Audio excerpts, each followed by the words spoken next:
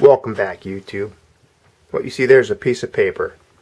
Some people feel like that they're safe buying their gold and just having a piece of paper stating that they are the owner of that gold and it's held at a specific location and that they could perhaps claim it should they want the physical possession of that gold at any time.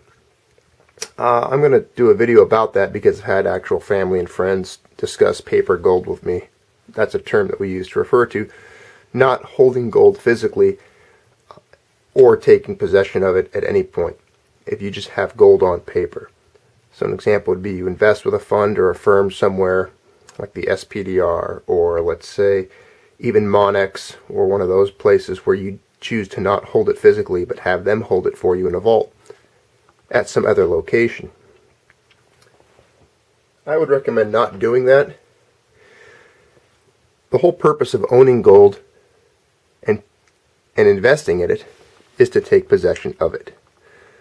The reason you want to take possession of your gold is because gold is a last resort, typically in an economy that is on the rocks or in a hyperinflationary environment and in times of economic uncertainty. And in owning physical gold, when you have and possess it, there's no more strings attached to it. Nobody else has ownership over it. Nobody else can tell you you can't have it. As they say, a bird in the hand is worth two in the bush.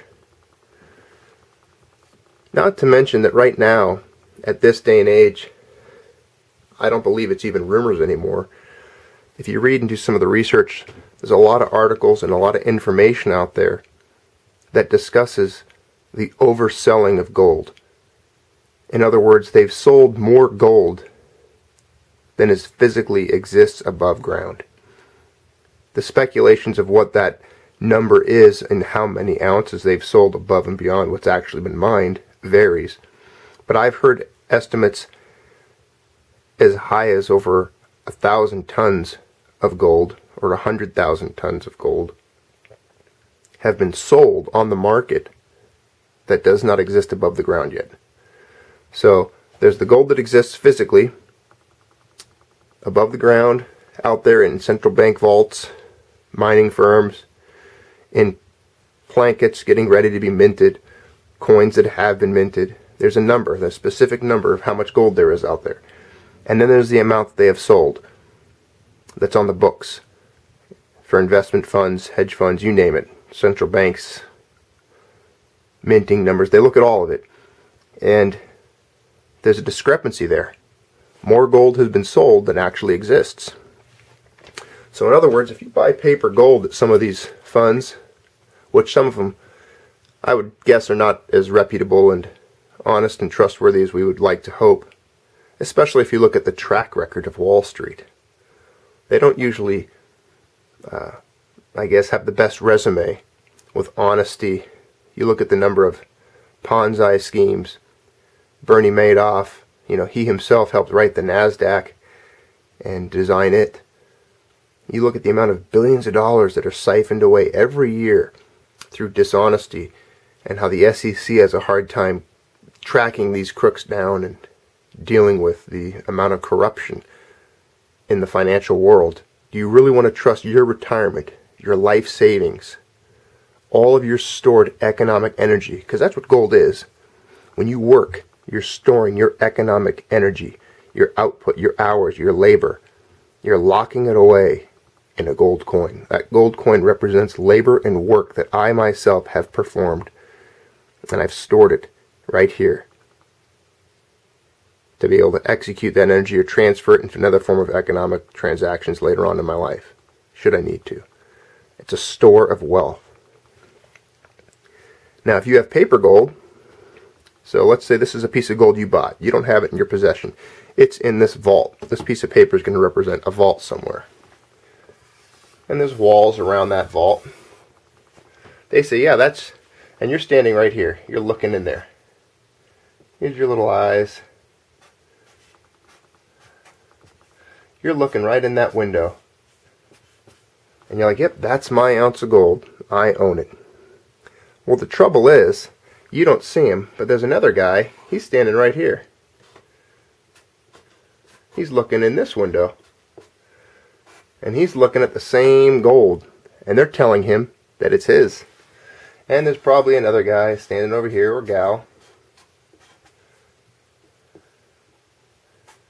And he's looking in there at that window, thinking that gold is his. And then all the way up here, there's another guy. He's standing up here. How do you like these stick people, by the way? Very Rembrandt-like. I'll sell this drawing when I'm done. We'll put it on eBay. He's looking in this window, and he thinks that gold's his. Meanwhile, there's a guy over here. We'll give him sunglasses. Make him have a little suit. They always have a tie, right?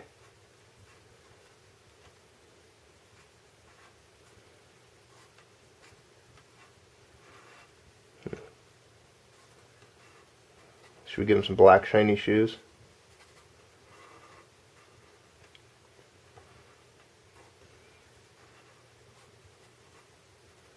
Alright, there's our guy in a nice hat. Alright, can you see him? There we go. So this guy, he sells gold to these people, and he goes, yeah, come step right up, buy your gold. And he sends him a nice piece of paper stating, you know, you hereby hold 1 ounce of gold in this vault, and it's held at 1, 2, 3, we'll make it Wall Street. At 123 Wall Street, such and such a bank. We'll make it HBC Bank. There's where, and it's in New York. New York. There's your gold. It's held at that address right there. But you live in Ohio or you live in California. All 4 of these guys think they own that same bar of gold. Now what's going to happen if, heaven forbid, no one's saying it's going to, but there's a run on gold, the currency crisis gets a little bit out of hand at the worldwide economic level, and people start saying, you know what, I'm going to take physical possession, I'm going to claim my gold, I want my gold now. Well, he's going to get some phone calls from people, he's going to have to satisfy his customers, and eventually the gold's going to disappear out of the vault as it gets claimed, and then they're going to start giving people to run around. Oh, we're going to have to wait. We don't. Our stocks are low. We're still getting some gold in. We'll call you back. We might have to just refund you your money. Well, you probably don't want a refund on your money or your cash, because the whole purpose was you invested in gold in case of a time like this. Well, now the vault's empty, and nobody has their gold. So I hope this paints a little bit of a picture for you as a worst case scenario on why I avoid paper gold. You'll never see me buy gold on paper. If I were to do that, I would just put my money in the bank or just buy stocks and frivolous little companies like Facebook or, you know, Enron, Lehman Brothers, Wachovia, you know, Wells Fargo. I would buy paper stocks in those companies. I wouldn't buy gold on paper. Again, the whole purpose of gold or silver, the same holds for silver. You know, the COMEX with silver, even there's rumors and speculation that even that is more corrupt and oversold than gold is. So, even if you plan on buying silver, I would recommend taking possession of it physically. Whether you're getting Canadian maple leaves, such as this, or the golden eagles, or silver eagles, sorry. The U.S. silver eagles, such as you see here. So you don't want to keep your silver in a vault either. So don't get silver on paper, because the same guy in the same suit, he's probably overselling silver the same way. Holding physical gold, there's something to be said for its comfort. Here's a tube of 10 Krugerrands, for example. Now, if you held 10 Krugerrands, and they're telling all 4 people they own them, and then the run starts happening, they start disappearing. Pretty soon there's 5 Krugerrands left. Pretty soon there's 2 Krugerrands left. And pretty soon there's none. So, hope I didn't take up too much of your time. Hope the video wasn't too long. You lost, hear